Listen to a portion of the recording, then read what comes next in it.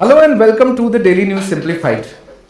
Now you might be wondering that the thumbnail of this particular live session contained the photograph of someone else and why Mr. Rahul Mishra is here to present the DNS. And you are absolutely right. Today I am here to introduce my very new colleague, Mr. Ashish Bharti.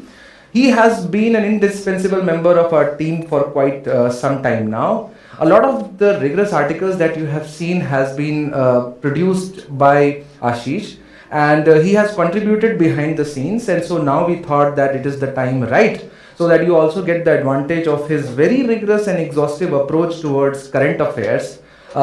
He has given interviews, and that's what adds value to the team. So now I will hand over the mic for the session to Mr. Ashish Bharti, who is going to conduct the session. And please let us know how you feel, what you feel about today's Daily News Simplified. All the very best.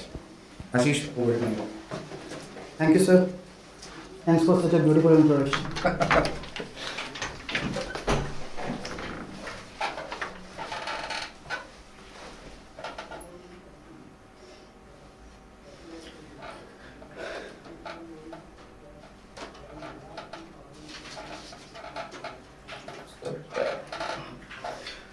So, hello and a very warm good evening to all of you. I welcome you all to the Daily News Simplified session of the Raus IAS dated 10th of March 2024. Today, in this session, we are going to take up important news and articles from three leading newspapers, that is the Hindu, the Business Line and the Indian Express. So, before starting with our discussion, let us have a look at the topics that we have chosen for today. The first topic that we have is the WTO Ministerial Conference, and it is in the light that the 13th Ministerial Conference has concluded and a declaration has been adopted by the Ministerial Conference, and the article talks about the outcomes of those ministerial adoption. Okay. The second one we have is the legal framework for genomics. Like there is an article which talks about that India currently needs a legal framework to regulate the genomic sequencing in India. The third one we have is the Ayushman Bharat scheme, which appears in the Indian Express, and it talks about certain data aspect of the scheme, but we are going to have a holistic coverage of the scheme in this regard. The fourth one is from the history, that is the history of Lachit Borphukan, who is a national hero and he's like regularly in the news. So today also there is news regarding his contribution. Like there is a statue that has been installed of him, a bronze statue, and in this regard we are going to talk about the Ahom dynasty and in particular about the Lachit Borphukan. Then we have a news regarding the first cooperative museum in India that has been set up. The last one we have is the Bharat Shakti exercise. Since military exercises are important part of a UPSC syllabus and the previous year questions, so in this context we have chosen this article. So let us start with the discussion. So the first article, as I highlighted before, is the regarding the WTO Ministerial Conference, the 13th WTO Ministerial Conference, and this article becomes important from the perspective of GS paper 2 of UPSC, which talks about the bilateral, regional and global groupings and the agreements and what are the decisions taken under those agreements that affect India. So this is a part of UPSC syllabus, and as you can see in the previous year questions, there are two questions, 2016 and 17, where you have the question regarding WTO or some of its aspects such as amber, blue and green box of the WTO. So this topic becomes important from the UPSC perspective. So the news is that basically in 1995 WTO was set up as a global body so as to promote free and fair trade globally. But what has happened is that there has been frequent allegations that the policies of the WTO and its working model that is more suited to the advantage of developed countries. For example, in the COVID pandemic, you had the issue of TRIPS agreement, where developing countries like the India and South Africa, they wanted a waiver on patents, and they wanted to apply the compulsory licensing provision. But there was a constant tussle that was going on between the developed and the developing world.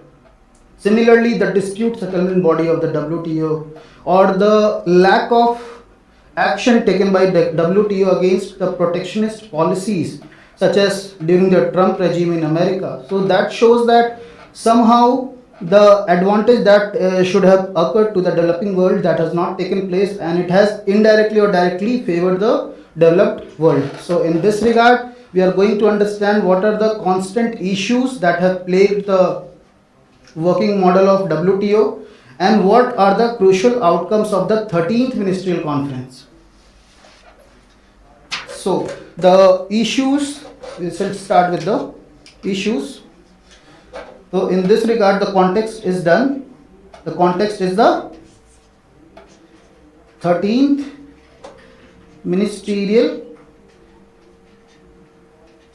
Conference, and this has taken place where? In UAE, place Abu Dhabi, and that is why this is called Abu Dhabi Ministerial Declaration. Abu Dhabi Ministerial Declaration. Okay. So the issues, what are the constant issues that have plagued the functioning of WTO, so that we realize the importance of the outcomes that have come under the 13th Ministerial Conference. So the issues are, as I highlighted before, the dispute settlement body. Now this dispute settlement body, it is there to resolve the disputes that occur regarding the trade between the different countries, maybe between developed and developed world, or between developed and developing, or the developing and developing. But the problem is that since 2019, this body has been non-functional. This body has been non-functional for the reason that, as you know, during the regime of Mr. Trump, the US constantly blocked the appointment process that is there for the functioning of dispute settlement body. Basically, the appointment is by consent of the countries, every member that is there. But US, using its power, has blocked the appointment for the reason that it alleges that the decisions of the dispute settlement body have constantly gone against the interest of USA as a nation. That is, it has not benefited USA economically. In this regard, the dispute settlement body has remained a dead body kind of a thing, that is non-functional. Secondly, we have the issue of agreement on agriculture. Currently, the farmer protests are going on, and in this regard, this agreement becomes more important. So, under agreement on agriculture, the countries are allowed to give a certain share of food subsidy to their farmers. Like for developed countries, it is 5% of their value of production with regards to 1986-88 value, and for developing countries, it is around 10% for the same base year.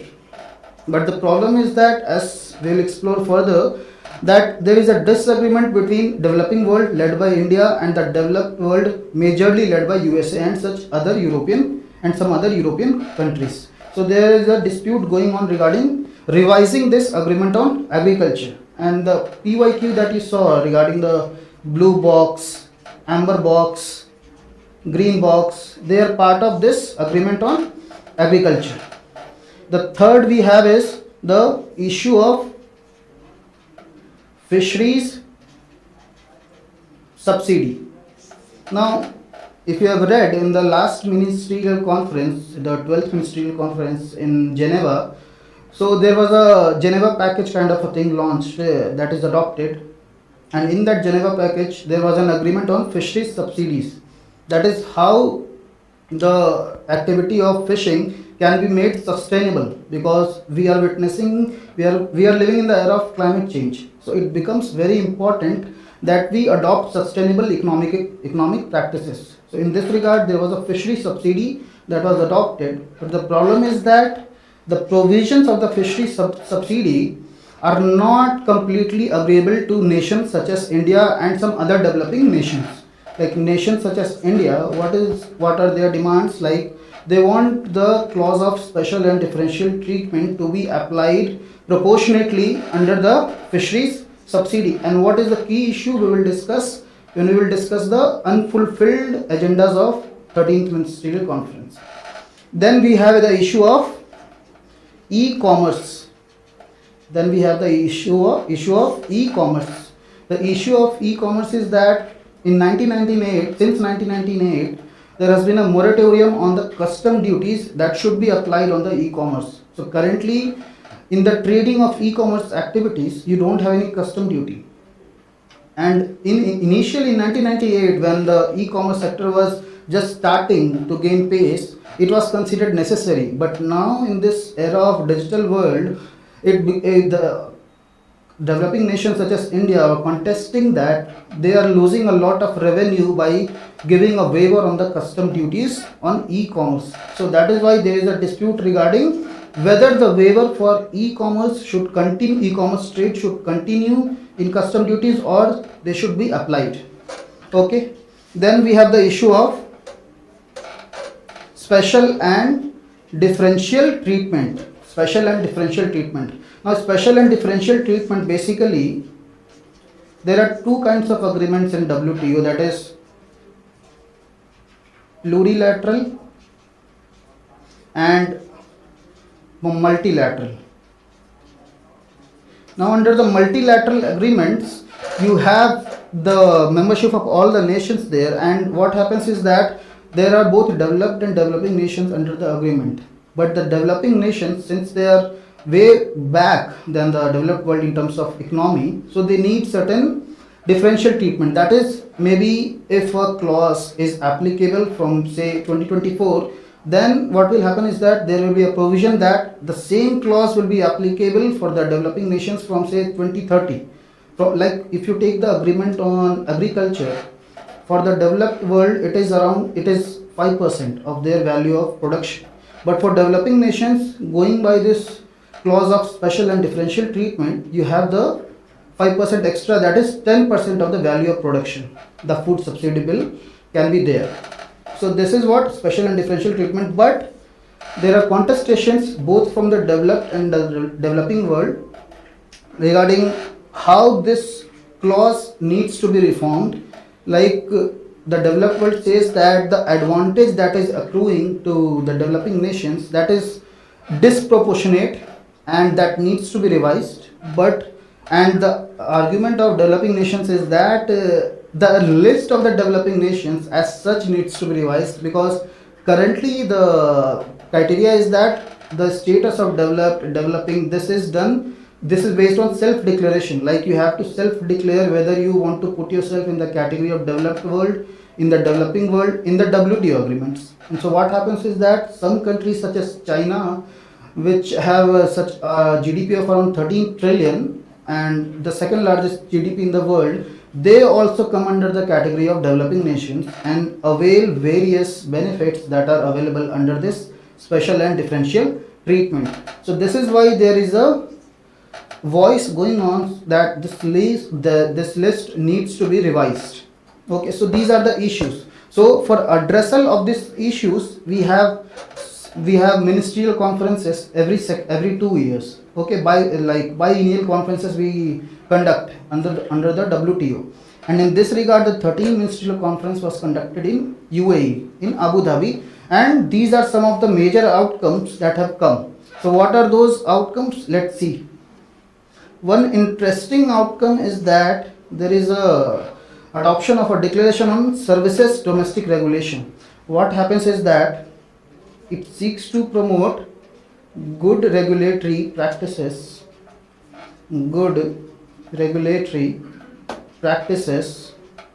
okay, in services sector. So basically they want to, like the sector of MSME, if it is operating in service sector, or for say some women enterprise who is operating in service sector, they should not be facing discriminatory hurdles when going for the approval or going for some other kind of permissions from the government. So the regulatory hurdles that basically impede the functioning of these MSMEs or women run enterprises or any other service entity currently, that needs to be democratized. That is, we need to promote good regulatory practices. So this is an interesting provision that has been adopted. Now the second one is that the waiver on custom duties, we discussed the issue of the custom duties, and what has happened is that in the Geneva package also, when the 12th Ministerial Conference was conducted, and in this Ministerial Conference also again, this has been extended, or you can say the discussion has been postponed for the 14th Ministerial Conference. That is, the issue will be taken up now in the 14th Ministerial Conference. So basically, the provision stands that still there will be no customs duty on the export or import of e-services. Okay, so if Indians are importing e-services from some other nations, the Indian government still cannot apply custom duties on that. Okay, now the next one is that the declaration is that the present era, there are some voices that it is an era of deglobalization on account of like some of the economic policies that have been adopted, such as the protectionist policies, the economic war that was going on between China and America for some years back. So what has happened is that the countries have again reiterated that there is a need to promote WTO and strengthen its provision so as to overall lead the phase of multilateral trading system. That is, WTO is a single body that is operating in the sector of promoting global trade, and since the institution of WTO is itself weakening, as we saw in the issues and the allegations, so they have reiterated that it is now time to strengthen the WTO to promote global free trade. Then comes the fourth point, that is, trade is basically seen something that benefits economically, but in this declaration what has happened is that the countries have adopted a resolution basically by reiterated that the trade should not be restricted to economic benefits. That is, the trade should be carried in such a way that it promotes sustainable development and socio-economic inclusion. Sustainable development and socio-economic inclusion. Because there are SDG targets for 2030, and the entire mechanism should be run in such a way that they help in achievement of those goals and socio-economic inclusion. Socio-economic inclusion.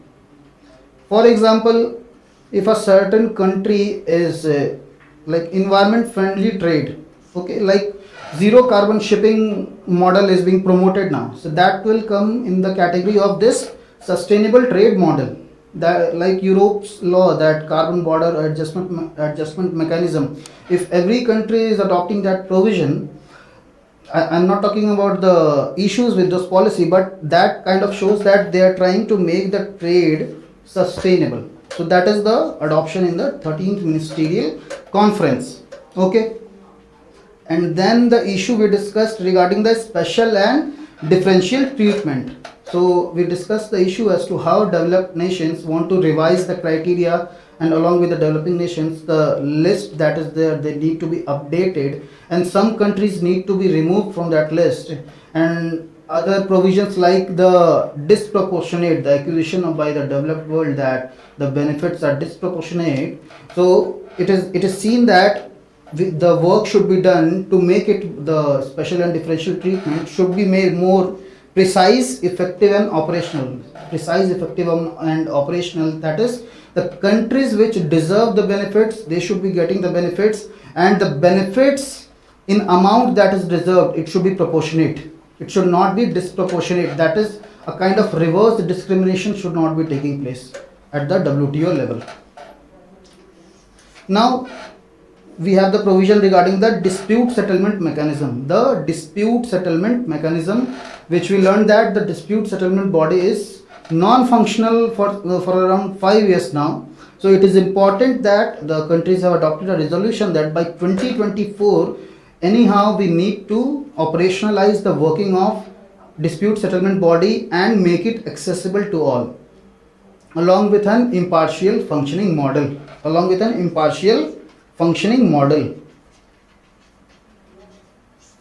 Okay, and there are some changes in the membership. That is, 2 new members have been added in this, that is Comoros,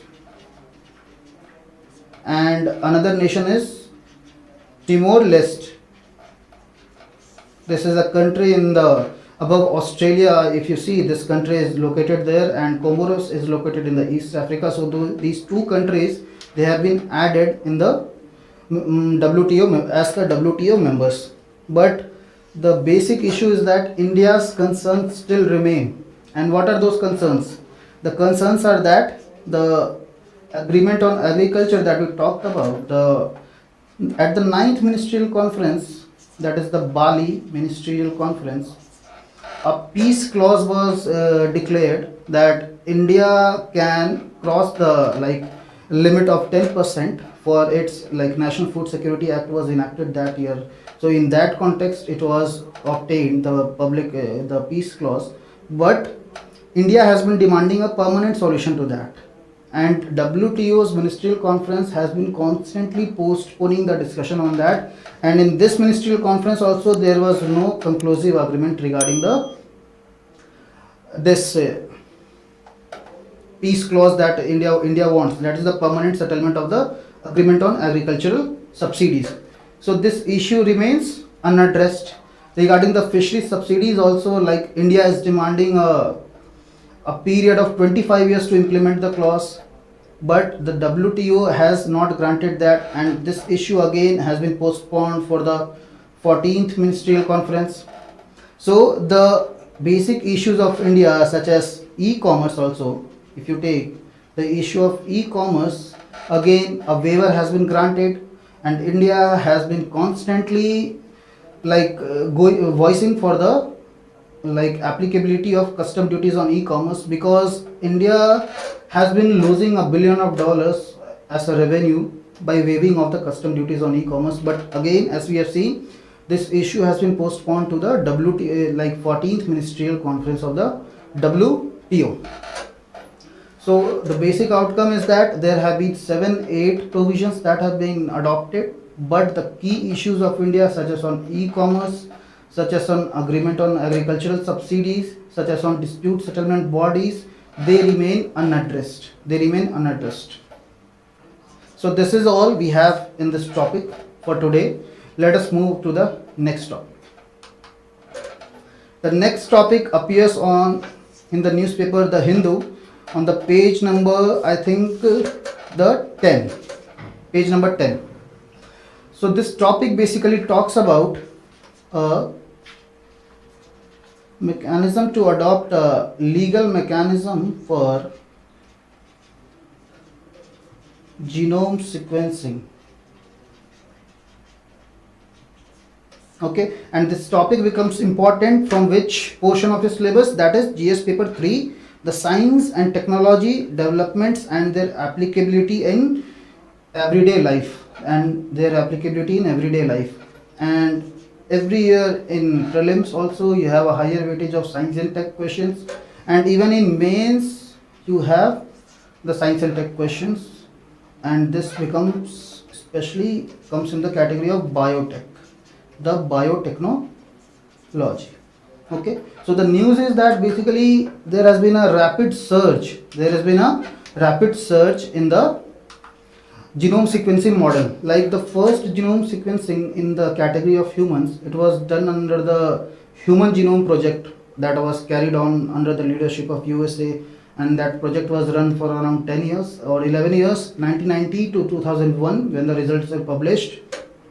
So that was the first case of successful human genome sequencing globally. At the Indian level, the first genome sequencing of human was done in 2009. Then we finished the target of 1000 in 2019, the 10,000 in 2024, and under various projects, like India has been running various projects such as IndiGen project, then the Genome India project, then we have the National Genomic Grid, where data regarding cancer treatment and the cancer disease is collected, the genomic data, so as to streamline, or you say bring precise improvements in the cancer treatment in India. So this is the context of the news that in the last 2 decades there has been a rapid surge in the genome sequencing going on, whether in India or at the global level. But the problem is that countries like USA, they have adopted some regulatory measures, such as there is a law in USA which bans discrimination on the basis of genome sequencing. There was a law enacted in 2008 that is called the GINA Act in USA. In 2008 it was enacted, but in countries like India, although there has been a lot of human genome project going on, but there is no specific law regulating that. So in this regard, this news becomes important. So the first thing is that what is genome? What is genome? Let us understand that. Like we all know that DNA is the basic code of life. DNA is the basic code of life. When you arrange it in the strand, say a linear strand, if you arrange it, it takes the shape of chromosome or constitutes chromosome, and this entire set of DNA that is there, this becomes a part of genome. So for that matter, if you see, if there is a book, then there are chapters in the book. Then there are sentences in the book. So this sentence is DNA, this chapter is chromosome, and this book is the genome. So it is the entire set of DNA in your body. So we are sequencing that entire genome. Okay. So what are the arguments given in the article? Just a minute. So what are the arguments given in the article that talks about why there is a need of a law for genome sequencing in India? Because we have seen the rapid surge that has been rapid surge in the genome sequencing in India. So in this context, let us understand the need for a law for genome sequencing. So the first one is that health purpose. Basically, and most like apparent need is the health purpose. That is prevention of a disease, diagnosis of a disease, and treatment of a disease. When you conduct a genome sequencing, for that matter, like let us talk about the malnutrition. Okay, we'll take the example of malnutrition. Like if there is a data that in tribals the malnutrition is much higher than as compared to the general population, and if you are simply providing free rations, and still after 70-75 years you do not have you have not got such a desired result, and then you go back to this new technique that has evolved, that is human genome sequencing, and when you conduct this exercise among the tribals, and then you note that there is a certain genetic factor which makes them more susceptible to a certain disease, or maybe they are not suited to the kind of food we are providing them. You're getting it? So in this regard, this can help us in providing more precise cure for their tackling of malnutrition. So in this regard, by collecting the genetic data of the people, we can better diagnose their disease, and if there are variations why different people are susceptible to different disease at a different rate, we can provide more precise treatment, or you can say the tailored approach of treatment that we talk about. So this is the advantage in the health sector, that is prevention of a disease, diagnosis, and the treatment of a disease. Okay, then secondly we have the data protection. Data protection, because what happens is that currently in India, like recently there was a law, data protection law, that has been enacted. Okay, data protection law, where we are safeguarding the data of the Indians, but what is happening is that the genomic data is not regulated, and the reason is that, see, if any foreign entity, if it wants to conduct a research, say in India, in collaboration with some Indian entity, like if there is a company in USA and it wants to conduct a human genome research project in India, it needs to get approval by Ministry of Health. So that approval is mandatory by Ministry of Health. But there is also a clause under the regulation notified by Director General of Foreign Trade, which allows these data that have been collected under the research to cross the borders. That is, the data can be taken back to USA for commercial purpose. For commercial purpose. So what is happening is that the foreign drug companies, the pharma companies that are there, the issue is that they are conducting the research on Indian samples, they are collecting the data, but the benefits that should have accrued to the Indian population, that is not taking place because the data is shifted back to the foreign countries, for that matter USA as an example, and the data is sequenced and analyzed there.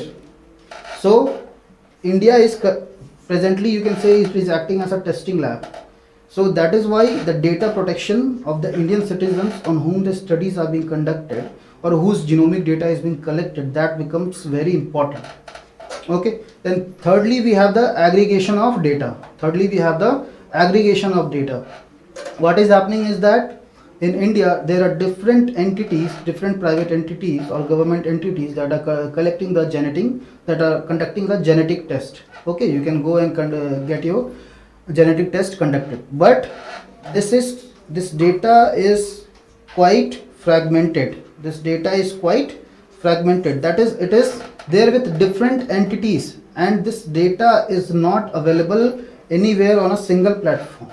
So the utility of this data that could have accrued in, like taking a more precise public health making decision, like if a government is formulating a policy on, say, rare disease, if government is making a policy on rare disease, and if it gets a aggregated form of data of genomic data of the people who are patients of this disease, it can make a more informed policy on these people,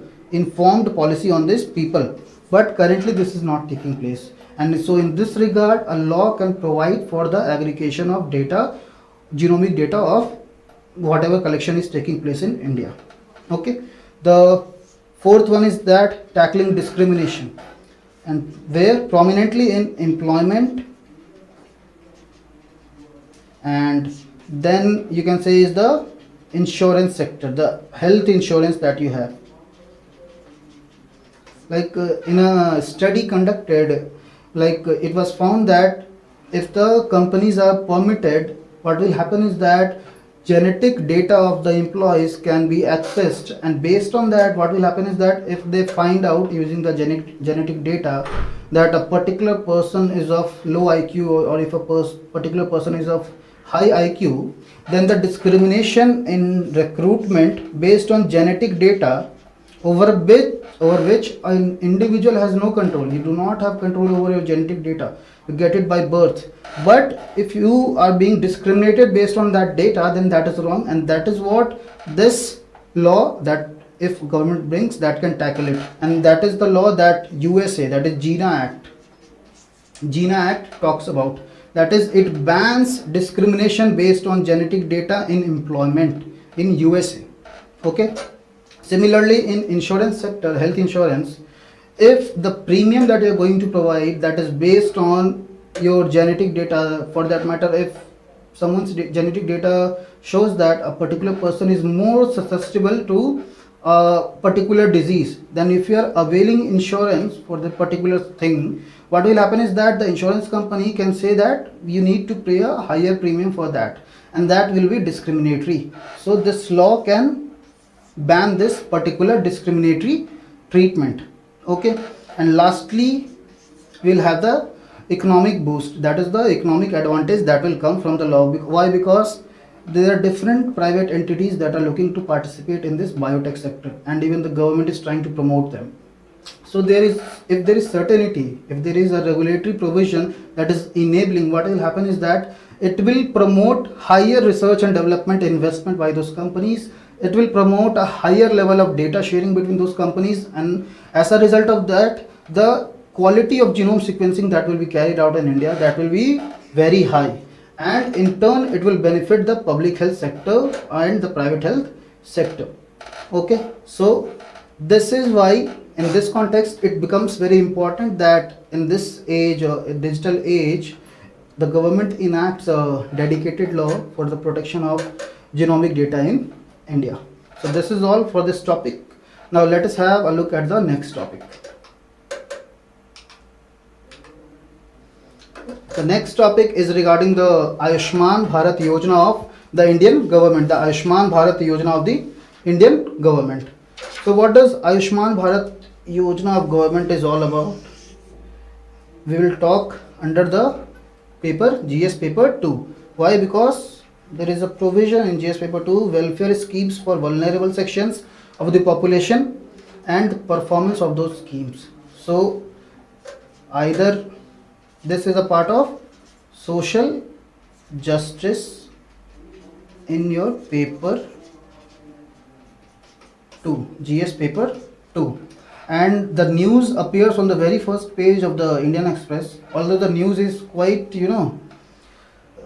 very precise in terms of 5 categories of like areas it talks about, where there is a major chunk of expenditure by the beneficiaries of the Ayushman Bharat Yojana, but we will be talking about the scheme in general, the Ayushman Bharat scheme in general. What is the requirement, that is why we need it, what are the issues that are plaguing the scheme, and some reforms that may be carried out in the scheme. Okay, so this news is there in the what Indian Express paper. So let us start with the discussion. Now Ayushman Bharat Yojana, the context has been given that the Indian Express first page, the percentage, that is the 50% of expenditure, major chunk of expenditure going in some 5 types of diseases such as cardiovascular treatment and other such things. So in this regard, let us see the general themes in this topic, that is the need, issues and the reforms. So the first topic is the need. So the need comes from 3 A's, that is accessibility, availability and affordability. So there is a lack of 3 A's in health sector, that is people are not able to access the hospital, and even if, first of all, it is not available. Even if it is available, they are not able to access it, and if they are able to access it, they are not able to afford it. Okay, for example, around 75% of health infrastructure in India lies in urban areas. 75% of health infrastructure, and just around 3% of doctors in India practice in rural setup. So only 3% of India's doctors are practicing in rural areas. So this is why it is creating a problem of availability, accessibility and affordability. Secondly, we have the issue of low insurance penetration. If you combine the data of rural and urban India, what will happen is that the data shows that hardly around 20% of Indian population has an access to health insurance. So what happens is that the out of pocket expenditure in the health sector of the Indian population, that is quite high, and currently the latest data shows that it is around 50% of the total health expenditure. The out of pocket health expenditure is around 50%. Why? Because the insurance coverage is quite less. And thirdly, the issue is that there is low government expenditure. The government expenditure on health is hardly around 1.5%, which is way below the recommended value by the different committees and even by the national health policy. So this is why there is a need, there is a vacuum that is present in the Indian health setup, that the entire health infrastructure, it is not catering to the masses. It is not catering to the masses. And even in your general life, you must have seen that the moment you go to any hospital, the bill that you get is quite expensive, and that is why the availability of quality health care to masses, that is absent in the Indian health setup. In this regard, the Ayushman Bharat Yojana was launched. Ayushman comprising of two components, that is Pradhan Mantri Jan Arogya Yojana and a provision for construction of around 1.5 lakh health and wellness centers. Around 1.5 lakh health and wellness centers. And under this Pradhan Mantri Jan Arogya Yojana, what did you have? You had around 5 lakh monetary support by the government to a particular family. 5 lakh of monetary support for health treatment to a particular family, and there were around 12 crore families as per the government data who were eligible for availing this provision. So now let us look at the issues with the functioning of this Ayushman Bharat Yojana. The issues with the functioning of the Ayushman Bharat Yojana. So the first issue is the poor budgetary allocation, and the poor budgetary allocation is why? Because the government expenditure on health is quite less, that is 1.5%. And this is why, for that matter, there is the data that the requirement of the scheme for getting availed by all the beneficiaries, like if you want the benefits to reach to all the beneficiaries, the requirement is that around there should be a provision of 1 lakh crore under the scheme. Provision of 1 lakh crore under the scheme. But what is happening is that the government is currently, like as per the last year data, it was only around 6400 crores that was actually given to the beneficiaries on ground. So there is a poor budgetary allocation that is there in the scheme. Secondly, as I told you earlier, that there is an absence of private hospitals in the rural areas, as 75% of these are present where in the urban areas. 75% of presence of these hospitals, the health infrastructure is there in the urban areas. So that is why when you do not have a private hospital, say at the rural level, even if you are giving a 5 lakh check to a beneficiary, where is that beneficiary going to encash that? Like, where will the beneficiary avail a quality treatment if that setup is not there itself? So that is why there is a lack of availability of the health setup, quality health setup in the areas. Then we have the issue of ghost beneficiaries. Ghost beneficiaries, as we see in some other schemes of the government also, like in the PDS system of the Indian government or some other such schemes. What is happening is that due to the inclusion and exclusion errors,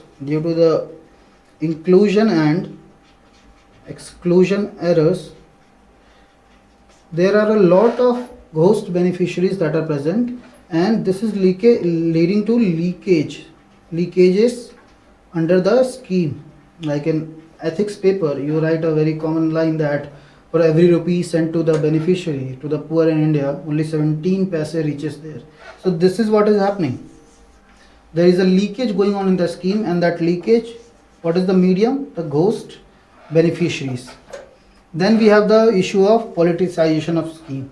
Now, politicization of scheme, why is it there? Because health, it is what? A state subject.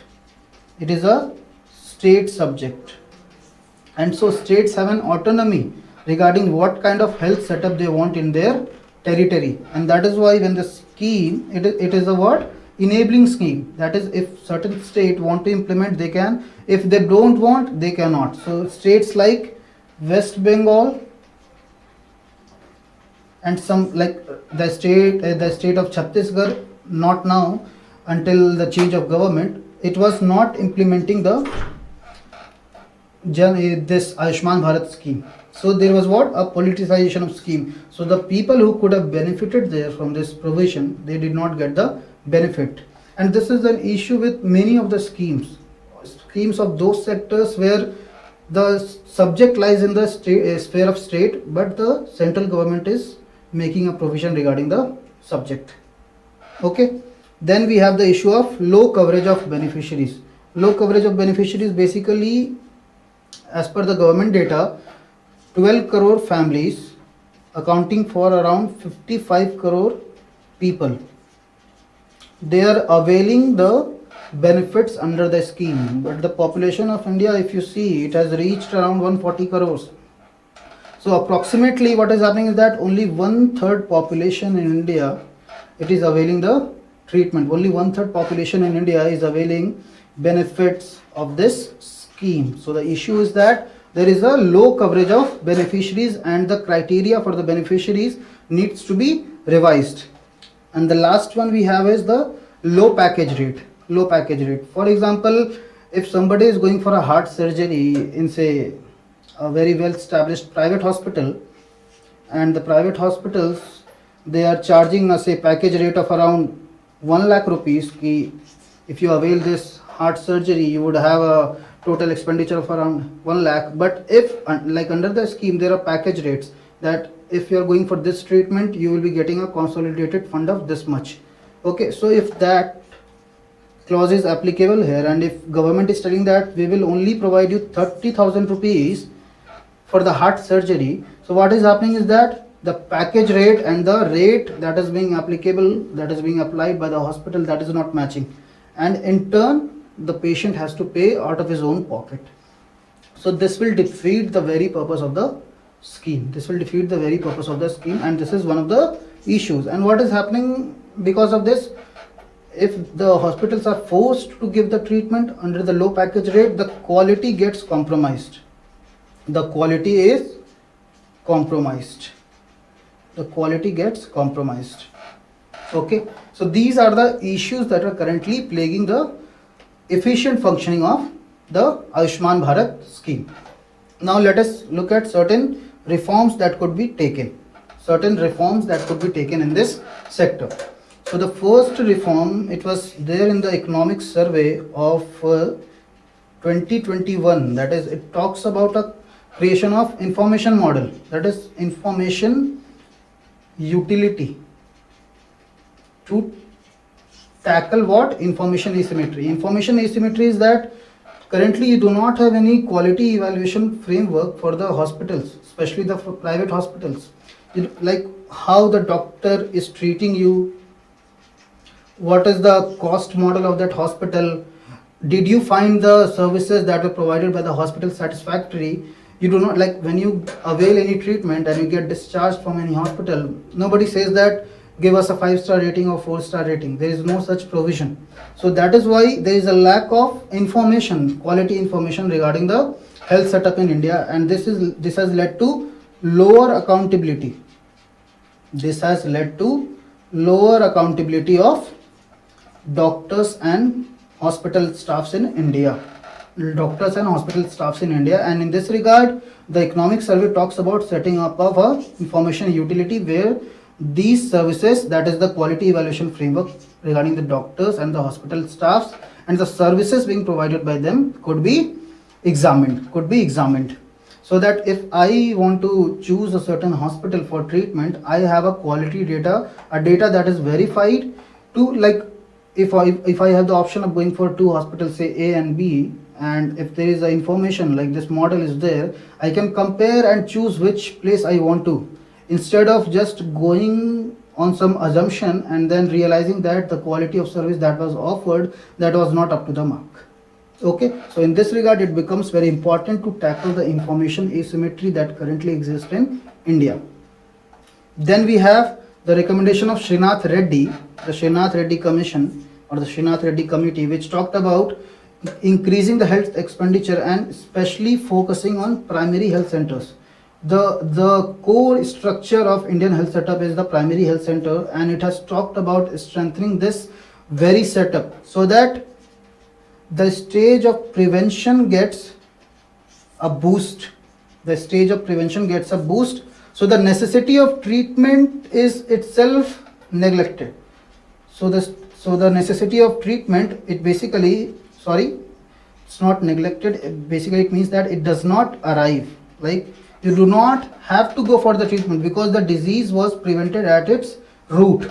So this can be done by strengthening our primary health center, okay. And for this purpose the Srinath Reddy committee talks about like 70% of the health expenditure that is currently there, it should be spent on the primary health center or the local health setup that is there to strengthen those setups, okay.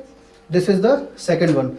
Then we have the overall increase, that is currently the constant recommendation is that the public health expenditure of the government should be increased to around 2.5% of GDP, or for that matter 3% of GDP, which is currently it is way below. It is around 1.5 to 1.8%, is varying between that public health expenditure, and the requirement is that it should be around 3% of GDP, okay. So these are the basic reforms that are required in the overall health setup, and particularly to give or realize the real potential of Ayushman Bharat scheme, okay. So this is all we have on this topic today. Let us move to the next topic. So the next topic is a change of subject, that is now we have the subject of history, and you all know in GS paper 1 you have this term important personalities, and this personality has been in news for some last 2-3 years constantly.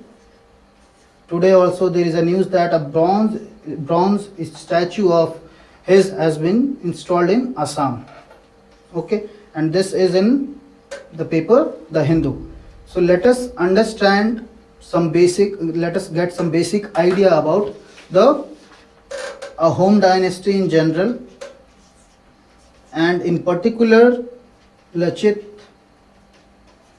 Borphukan, and the reason for why he is considered a hero, that is the war with Mughals. We will understand the war history between Mughals and Ahoms. So let's start. So as you all know, the kingdom of Ahoms was in the territory of Assam and its nearby region. So this is the map that you can draw in the exam. So basically Ahoms, where did they come from? Around 13th AD. Around 13th AD they arrived from where? Myanmar. So their establishment is around 1228 to 1826. This is the tenure of Ahom kingdom. Because in 1826 it was overtaken by the British.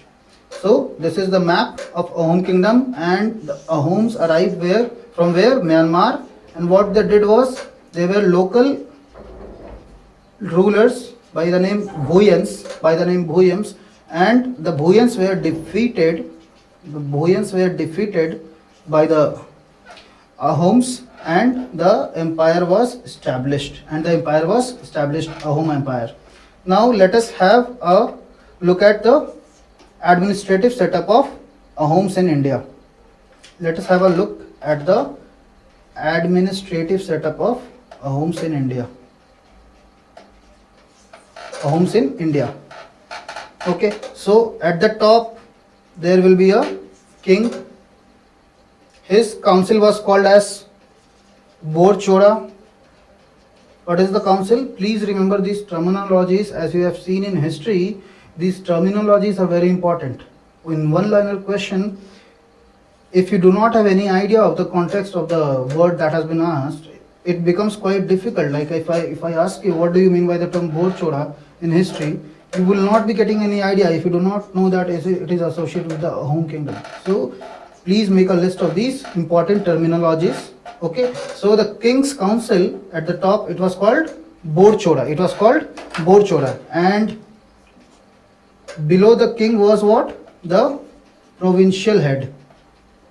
the provincial head, who was called as Borphukan. So Borphukan was what? He was like the present chief minister. Like today you have a prime minister at the top, and at the state level you have a chief minister. So the chief minister thing, you can say comparatively, it was the title of Borphukan. Although he had the military power also. Okay, so this was called the Borphukan, and Borphukan also had a council. Borphukan also had a council, like the king's council, which was called Borchoda. The Borphukan also had a council which was called as Dopdar, and the members of this council were called Dopdar Fuka.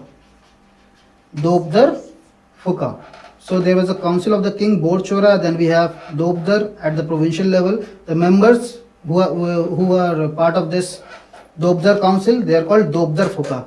And the duty of the Dopdar Fuka, that is the members of this council, was to maintain professional guild. And what were this called? Professional guilds, that is khels. The khels. So what were khels? The professional guild. And then what did we have? We had the subjects. Subjects matlab the subject means the people of the territory who were administered by this Dopdar Fuka, and they were called as Payaks. Okay, so this is the administrative setup of Ahom kingdom. Now let us have a look at the reason for the hero worship of Borphukan. But you know, Borphukan is what? A post. So here we are talking about Lachit Borphukan. So basically there was a series of war between Mughal and Ahoms, and it was firstly in 1662 that the war was that the war took place, where Mughals were led by Mir Jumla. And what happened is that they defeated the Ahoms here in 1662. Defeated the Ahoms, and there was a treaty that was signed, that is Treaty of Ghila Jhari Ghat. Sorry for the pronunciation, and the pronunciation is like Treaty of Ghila Jhari Ghat in 1662, when they were defeated by the Mughals. Now again in 1671 there was a war. Just a minute. And in this war, the Ahoms were victorious. And what was the name of the battle that you currently hear in news every time? That is Battle of Sarai Ghat. Where the Mughals were led by Ram Singh, and the Ahoms were led by their hero Lachit Borphukan. And in this Battle of Sarai Ghat, the Ahoms were victorious, and the region of Guwahati, that again fell back to the kingdom of Ahoms. But once Lachit Borphukan was gone, again in 1682 there was a war between Ahoms and Mughals, and that is known as Battle of Itakuli. And again, this time, like the first time, the Mughals were victorious. So there were three wars, that is major wars. That is the first one, Treaty of Ghila Jhari Ghat in 1662. Then in 1671 you had Battle of Sarai Ghat, in which the Ahoms were victorious under the leadership of Lachit Borphukan.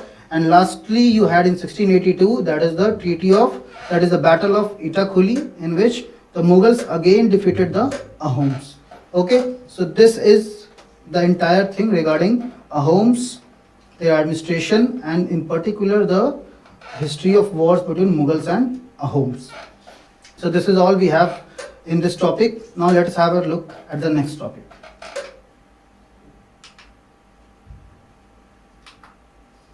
The next topic is very simple news in the newspaper, The Hindu, that is the world's second cooperative museum,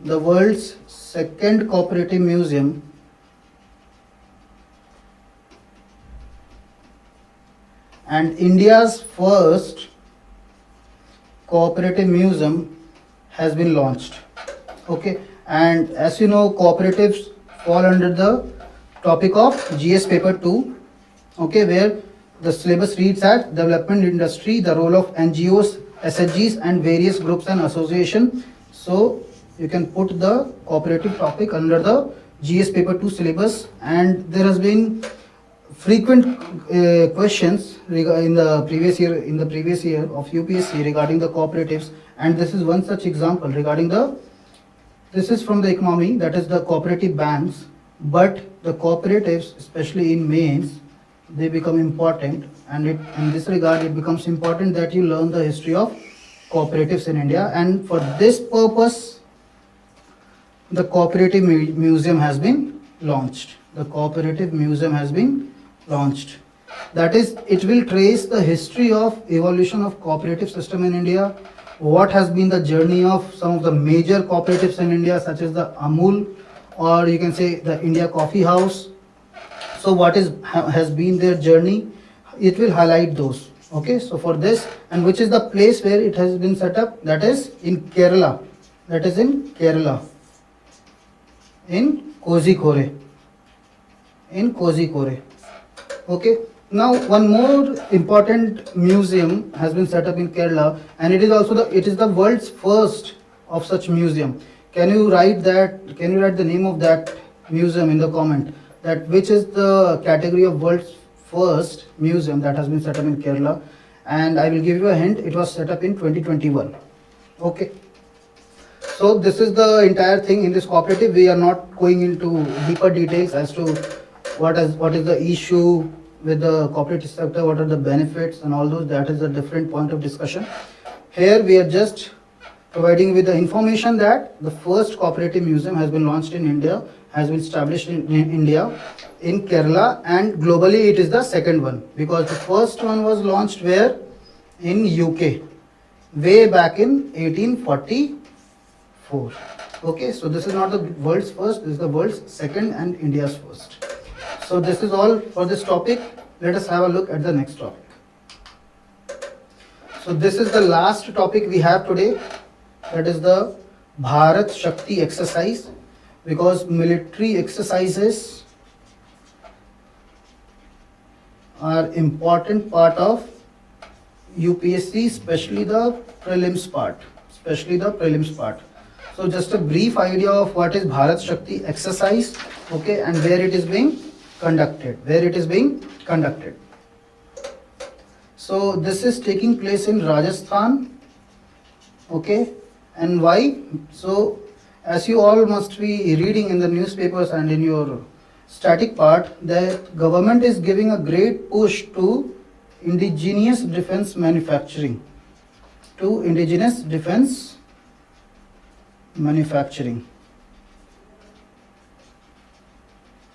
And in this regard, there have been a lot of manufacturing of indigenous products in defense sector. Manufacturing of indigenous products. For example, the Tejas aircraft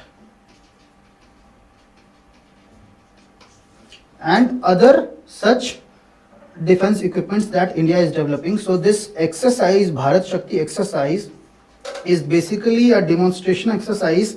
Demonstration of what? Demonstration of the indigenous capability of India in terms of defense equipment. So it will demonstrate the indigenous capability of India in manufacturing the defense equipment, and it is a tri-service exercise.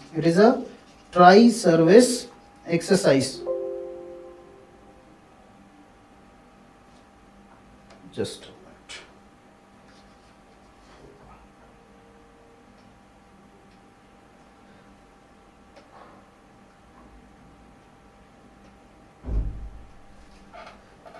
sorry for the glitch. I think the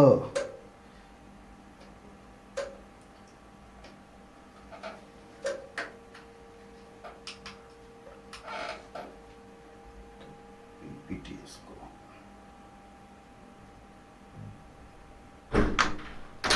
क्या हुआ? So वो last PPT is वो बंद हो गया मतलब. Anyway, you can go back. अच्छा.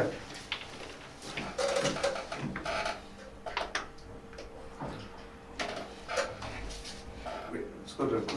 छोड़ दो. Leave the pen. I think you can make it a lot.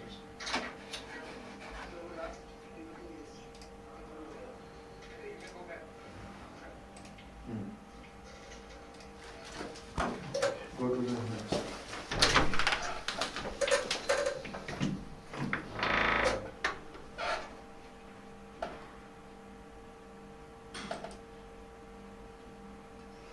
Okay, so we are discussing that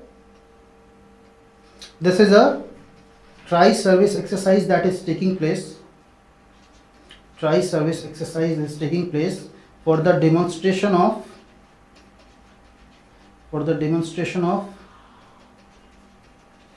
indigenous capability